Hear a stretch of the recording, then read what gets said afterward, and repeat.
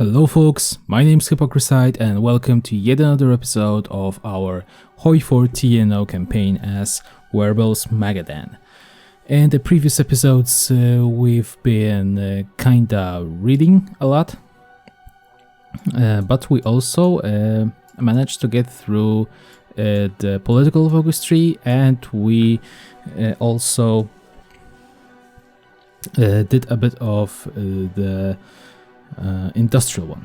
So I think that what we should do now is to continue our industrial focus tree. So without further ado, let's get right into it. But before we begin, I'd like you to leave a thumbs up if you like this video, and to subscribe to my channel if you'd like to be updated on my new or other new videos. So let's go. So let's start with the wealth of Siberia. How then are we so different from the first men in America? Like them, we left a settled life and threw it all away. We are searching for a new existence on a wild, faraway land with our pistols cocked like the cowboys before us. We are the sons of the gold rushers of California, of the settlers of the Oregon Trail, of the mountain men of the Rockies, of the veterans of the Civil War who picked up their weapons and headed to the frontier. We won't be turning back. We are here in Siberia to stay. We must seize this vast land's wealth and make it our own by sweat, blood, and handshakes. It will give us a Russian economy and some nice bonuses, that is resource gain efficiency, stability, and factory output, but also plus 5% of consumer goods factories, so we will be low on factories, for now at least. Oh, maybe not. We have 10 factories in use, so maybe it won't be that bad. On the development front and relationship with USA, well, relationship with USA is kinda shitty, but maybe we'll be able to get the support at least to average, and we have no political power left for the development, so let's wait a while. Alright, so the wealth of Siberia is completed, so let's go down the tree. Maybe let's go with putting collaborators in charge. We are strangers in a strange land, and we cannot rule Siberia alone. Without the help of the local Russians, administering our new state would be an impossibility. Their experience dealing with their countrymen and understanding of Siberia's territory are essential to maintaining our control. Ensuring the collaborators' loyalty to us is absolutely vital.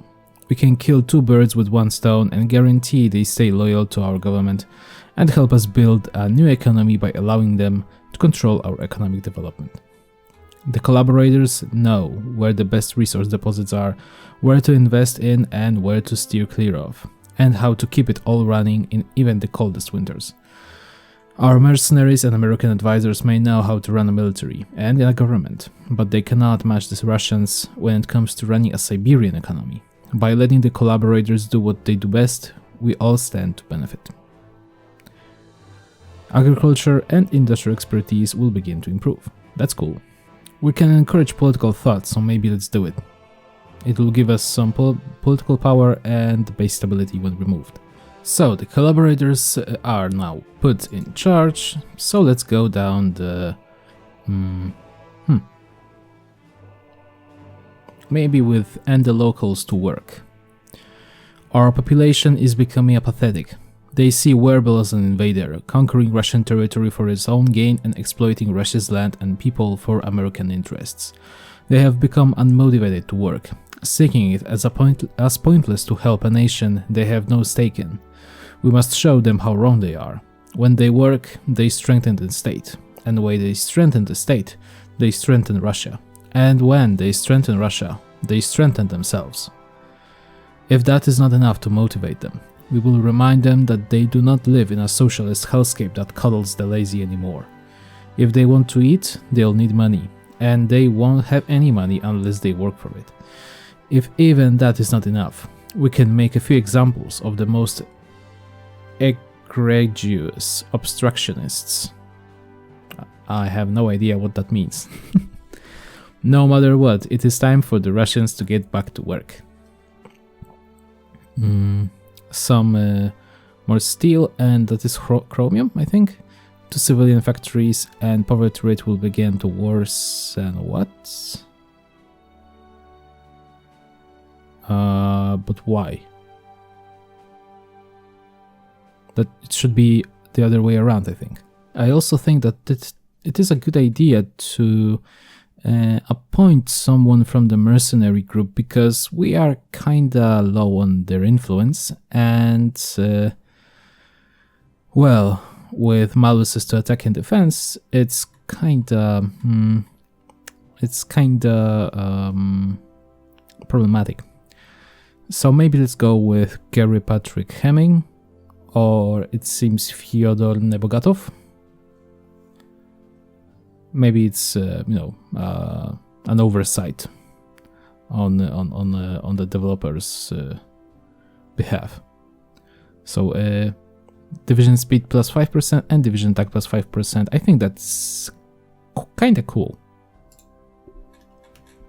And now we are in a somewhat harmonious moment. Okay, so the focus is completed. Solidarity never.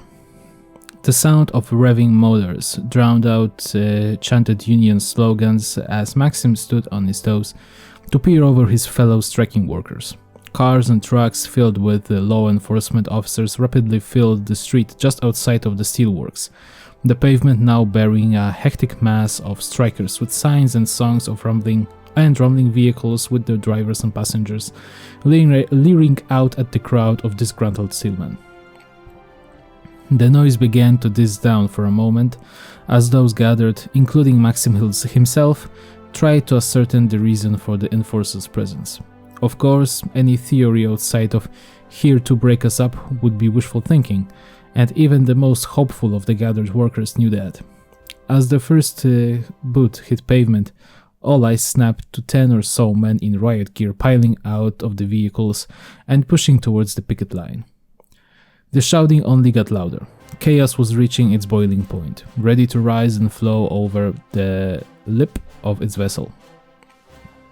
Much like boiling water, it began with a pop and a fizzle, more specifically, the pop of a tear gas canister being launched and the fizzle of its contents filling the air. Maxim, in the far back, only began to realize what was going on when the men in front of him began doubling over and staggering aside with their faces in their shirts.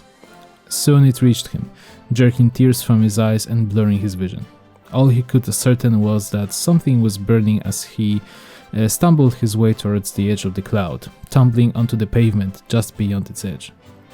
Desperately wiping the sting out of his eyes with his sleeve, he heard one of the officers speaking over the anarchic shouting, hacking, grunting, and coughing.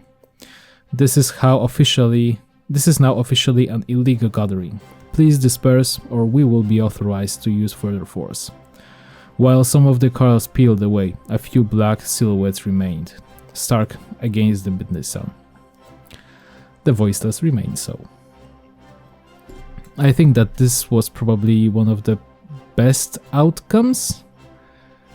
At least, when you take into consideration the fact of Russia needing an iron fist kind of government. So let's go with maybe with either connecting our outposts or informants on every corner. Yeah, maybe with informants. An easily anticipated downside of allowing our economic development to rely on the local population is an increase in instances of sabotage and resistance to our government. The Russians know we need them, and those who don't like us will try to use that to their advantage. Unluckily for them, plenty of their comrades do like us, or at least can be paid enough to pretend to. Loyalty to our countrymen is all well and good, but it won't keep the lights on. Information, on the other hand, just might. By establishing a vast network of informants and collaborators across our country, we can keep tabs on the Russian population and identify the troublemakers.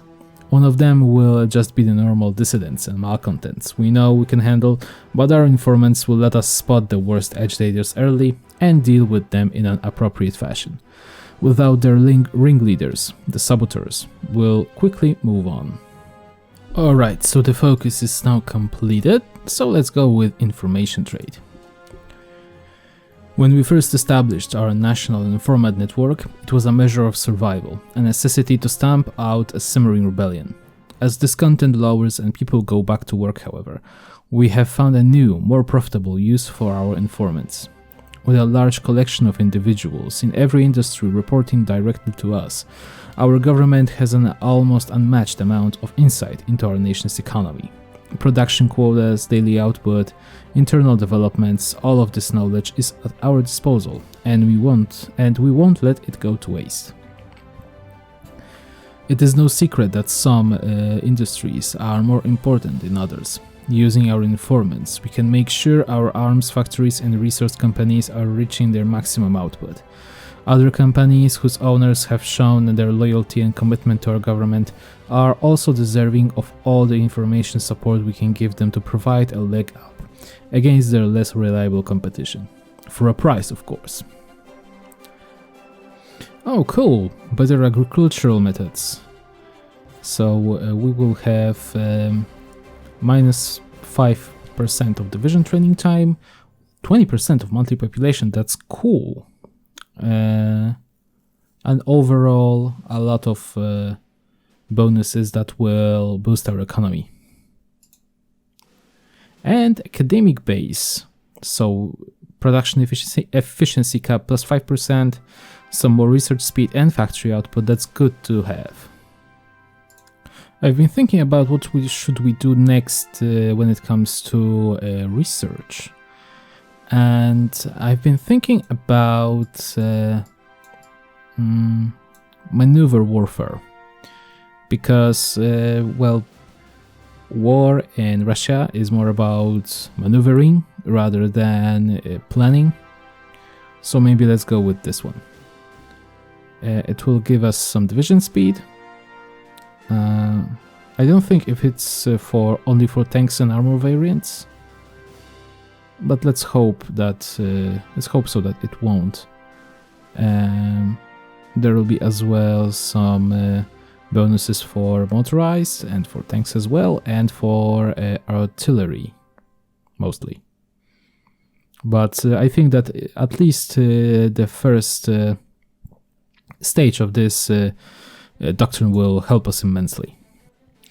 So I've decided to go with early fighters and with basic IFVs, mainly because of IFV's recon support recon unit to give my troops a bit of armor, because it will give them a lot of it.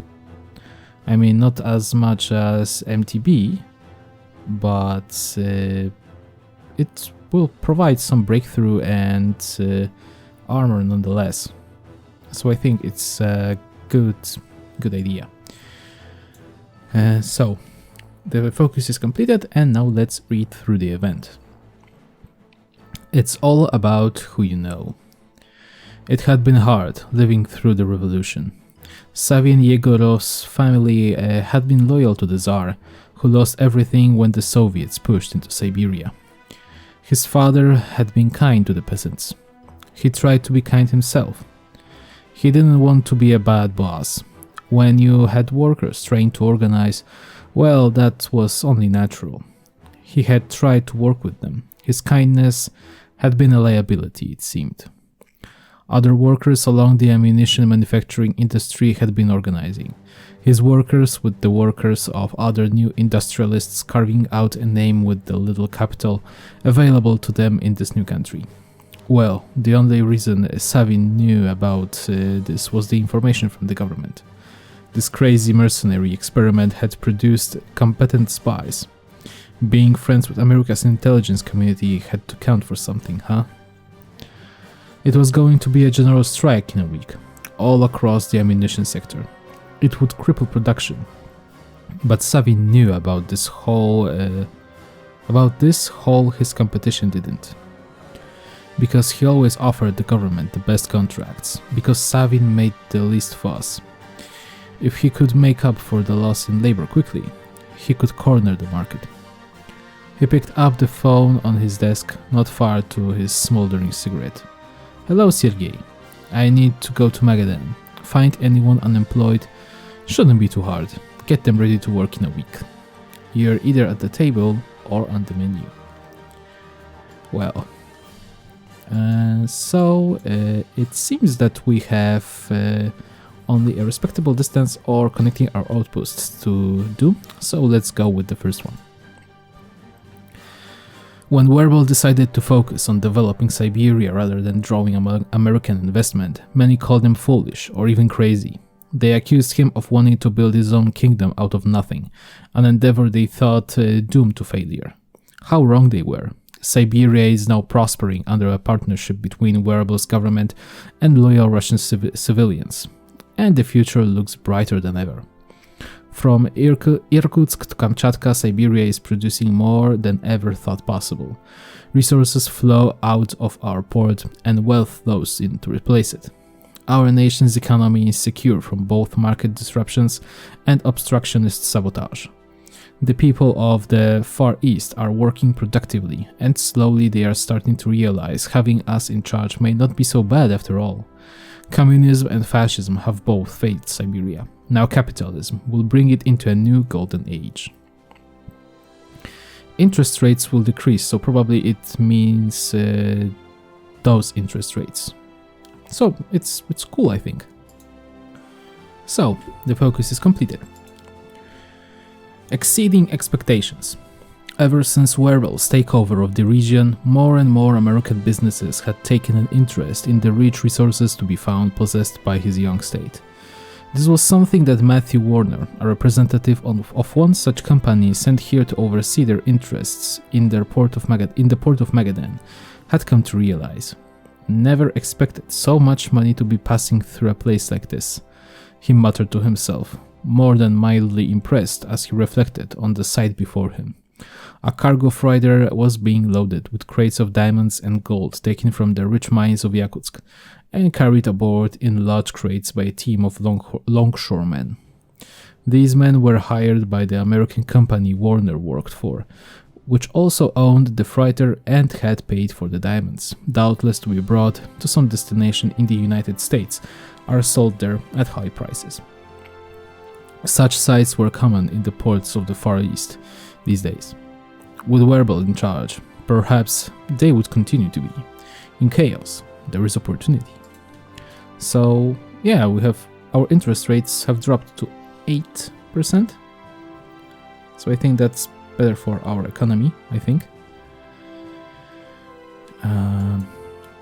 So I think that the last thing to do is to connect the outposts. Or maybe... Well, how about Magadan? 15th of May. Well, it's a month to end this queue for infrastructure, so probably it will change. Yeah, Amur, Magadan i Tuguro-Chumikansky will add more infrastructure. Alright. Or maybe I should just cancel it? Yeah, maybe let's just cancel it. Russia is a big place. In the Far East's long dirt roads, it is easy for a truck to go missing. Unforgiving nature, bandits, hungry refugees, remnants of our defeated foes, and even common malfunctions usually means a shipment is lost in these parts. We can't afford to lose a cargo to weapons to our troops, or worse, a delivery of dollars. For that reason, we should improve our infrastructure to ensure a proper grip in the region and establish an appropriate communications grid linking our many scattered positions. So maybe let's improve the relations, and what can we do now to... No, we cannot do anything. Probably we will go with expanding state welfare programs or with or improving worker training or something like that. Because now the academic base is stagnant, so research facilities are improving, albeit slowly. Agriculture is slowly improving, but recently we've reached mass mechanization. Poverty rate is kinda slow. The next will probably be industrial equipment. But yeah, we have an event to read. Starting fresh. A glass was raised at a table in San Francisco, silencing the indistinct voices speaking in Russian, who looked up expectantly. I propose a toast. No, I won't do any Russian accent, sorry. I propose a toast. The man holding the glass announced, to America, to the liberation of Russia, and most of all, to the ruination of the Germans. Glasses clinked together as cheers went out. And as the dinner party continued with renewed energy, Matkowski thought that his new life here might not be so bad. True, he still thought that the sooner Werbel choked on his own spit and went to hell, the better off the world would be. Nevertheless, he found he was almost coming to enjoy his time in this great American city of San Francisco. It reminded him of Harbin, almost, and filled him with a nostalgia for those simpler days, almost enough to drown out his bitterness over his forced exile. Almost. The rest of the emigres were here quite agreeable and had helped him to get settled in, and in the years since Werbel's thrice-damn takeover, he had become something of a leader to them, hosting wildly popular parties and celebrations for the community. Sadly, not many seemed very convinced of fascism, so whatever hopes he had once had of retaking Magadan and giving Werbel his just reward for betrayal quickly evaporated. Still, this America was quite a nice land, and the regard in which the emigres held him allowed him to still enjoy some semblance of the power he had once held, so he tried not to dwell on crushed hopes and past adventures. Perhaps, Matkowski thought, he should write a book and hope that the next generation or the generation after might finally realize the fascist ideal. An old fascist finds happiness of sorts. Well, I wasn't... I was surprised to find Matkowski in USA. I mean that I didn't think that he would be mentioned again. So the focus is completed, and now let's go with from a backwater to a hub. We have the enormous advantage of controlling Russia's last free port, yet we are still only receiving a trickle of wealth and investment from the outside world rather than the flood that should be pouring in. This is because Magadan, vital center of Siberian trade that it is little more than a hamlet on the world scale. If we want to draw further investment and business from around the globe, we will need a port worthy of the world's attention. Magadan can become such a port, but it will take investment. Soon Magadan will be a gateway to Russia, the new Vladivostok. Ships from the USA, Canada, South America and Australia will find their way to Russian shores to do business with us. Turning a former whaling port into a new center of global trade will not be cheap or easy, but we have never let that stop us before. Okay, so that's not big. That's not a big amount at all. I mean, in the scope of this game. The industrial equipment will begin to improve and we will get some dockyards. Well, that's not something that I wanted to have, but whatever. And we have our first plane. So maybe let's dump it, or maybe here in Irkutsk. Let's dump it here. And let's set it to 50. At least for now. Alright, so now we have some political power, so maybe let's invest in worker training, because what was it? Industrial expertise. I mean, no, was it Yeah, it was industrial equipment is improving. So maybe, or no, maybe let's expand welfare programs, because both industrial equipment and expertise have 5 points of monthly improving rate. Alright, so the focus is completed. I think, no, there won't be any events, so let's go with a brand new market. The investments have paid off. Every day more ships come into Magadan's harbor, bearing goods from the outside world and ushering in a new age of Siberian prosperity. Even as we continue to expand our port's capacity, more and more nations around the globe turn their eyes towards us as they see a new opportunity for trade and fortune.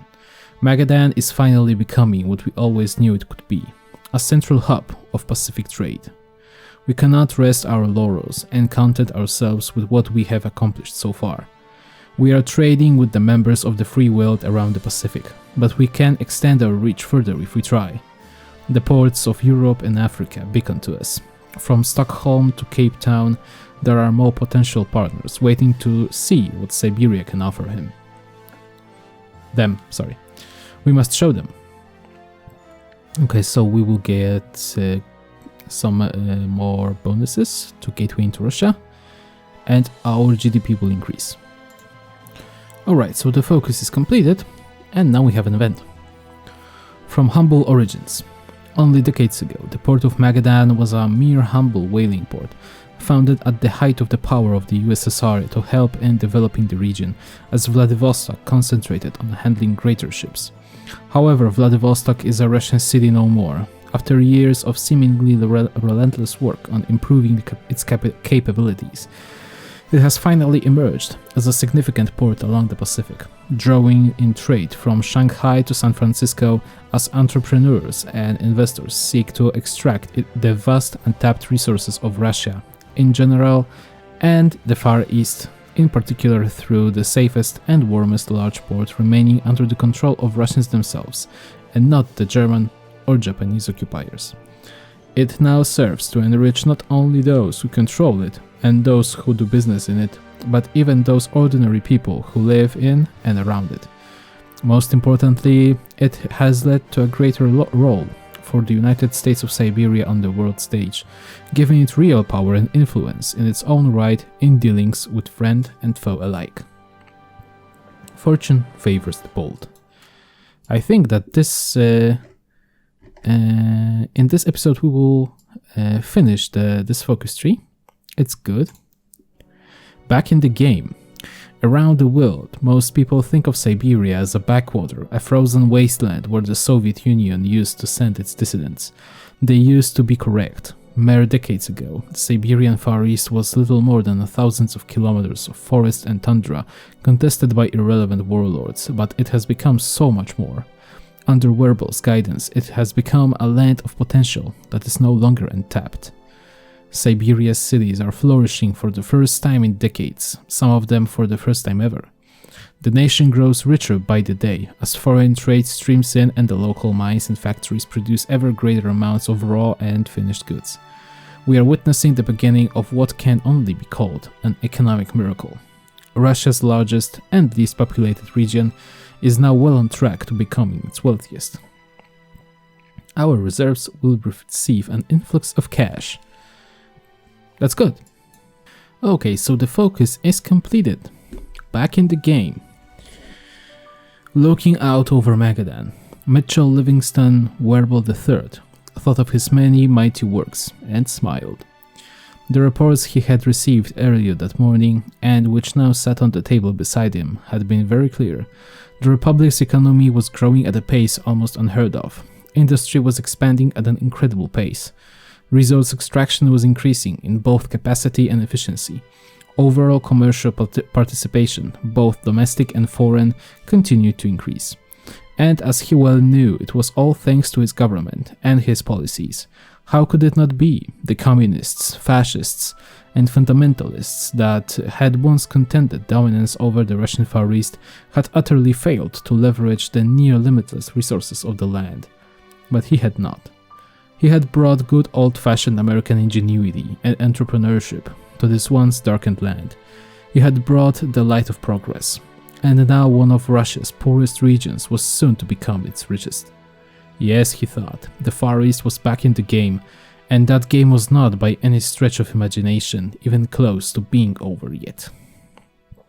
Success breeds success.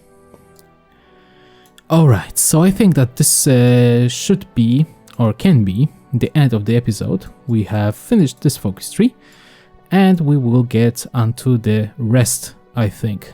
So, this is the end. I hope that you've liked the episode. If you did, then smash the like button, comment, and subscribe to my channel if you want to keep being updated when it comes to my new videos. I also want to thank my Patreon supporters, and if you want to give me some money, then the Patreon link is down in the description. So, I will see you guys in the next episode. See ya!